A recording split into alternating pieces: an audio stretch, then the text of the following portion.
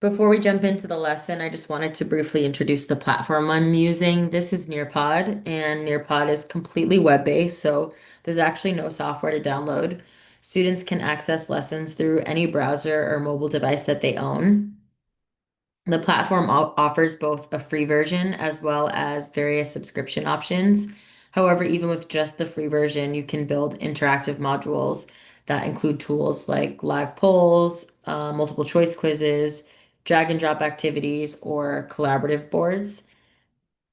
So if I click on my lesson here, you can see you also get two teaching options. You can choose to either deliver the session as a live synchronous class where students will join in with a code, or you can also offer it as a self-paced lesson that students complete individually. For the sake of the assignment, I'll run it as a live session. You'll have to launch a new live participation code, and one will specifically be created for this exact lesson. So students will be able to dump that into either the Nearpod website or the Nearpod app that they can download on any of their devices. You can enable hand raising and student reactions, which are great for when you are doing it as a live session. And you can also launch a Zoom meeting directly from here as well. So Nearpod's greatest strength truly is its accessibility. The platform supports multiple learning styles and various student needs, given the fact that it makes it so easy to drop in different images, diagrams, videos, or activities. It's a really cool way from a presentation standpoint to also benefit some of those learners who learn by doing because you can throw in a draw it simulation or a drag and drop sequencing activity and it immediately allows them then to directly engage with the content. So this multimodal format of the whole platform supports students, especially those who do struggle with specific learning differences or disabilities. There are closed captioning features and replay functions. But truly, honestly, all of those are actually super helpful for any student that needs additional time to process information, because Nearpod does allow for content to be reviewed, paused, or revisited for up to 30 days after an instructor makes their presentation live. So it reduces a bunch of pressure to feel like you have to digest all of the content in one take. And it also just makes participation more equitable for all students. So with that in mind, I'm just going to walk you through today's lesson as if you were the learners moving through this lab using Nearpod. So I decided to do it on emergency action plan lab scenarios. I'll start off by obviously going over learning objectives and the goals that we'd hope to achieve by the end of the lab. And then I'll just get into some basic grounding and content here. I made sure that I'd switched up the way that I'm delivering some of the content. Some slides have verbiage, some are obviously choosing to be more visual references.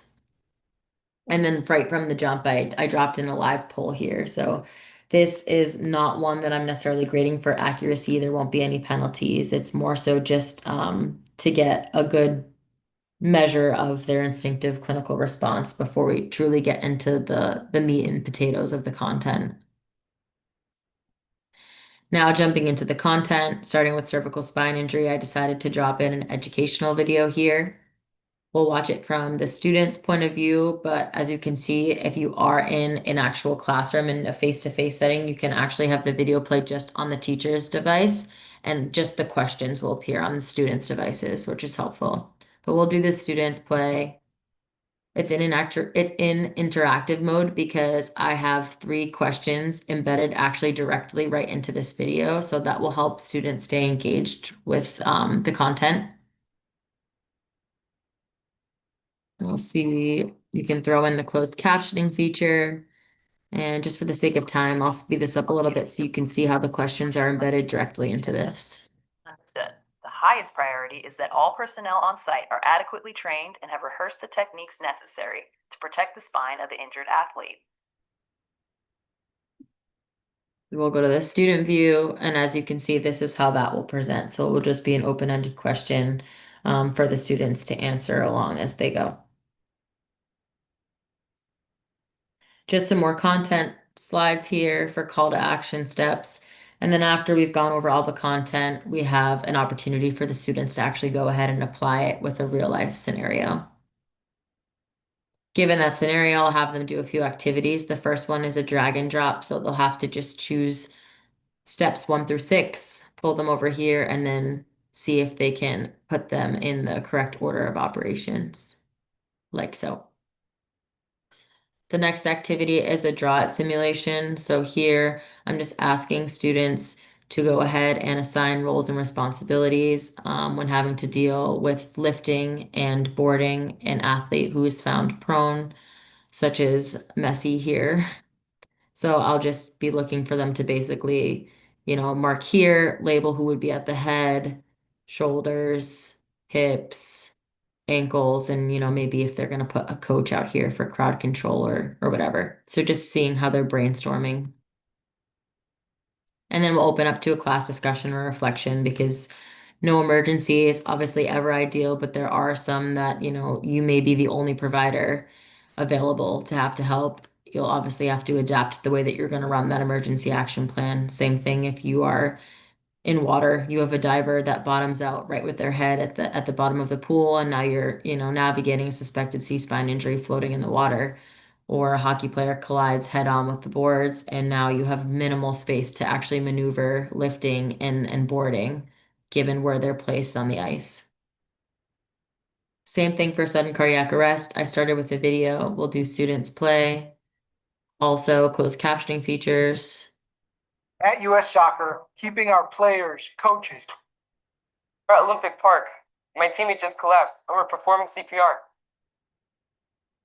That was just a scenario-based video. So instead of embedding questions there, I'm going to have students watch it through, and then I was able to drop in a collaborative or reflection board right after. So you can have students work alone, in pairs, small groups, and just have them brainstorm what they thought the respondents did well. When they share their thoughts, they'll all be blasted onto this board, and that will be able to be viewed and accessible to everybody. Call to action steps and content. This is just some extra resources, so additional basic life support training and materials for CPR and AED use.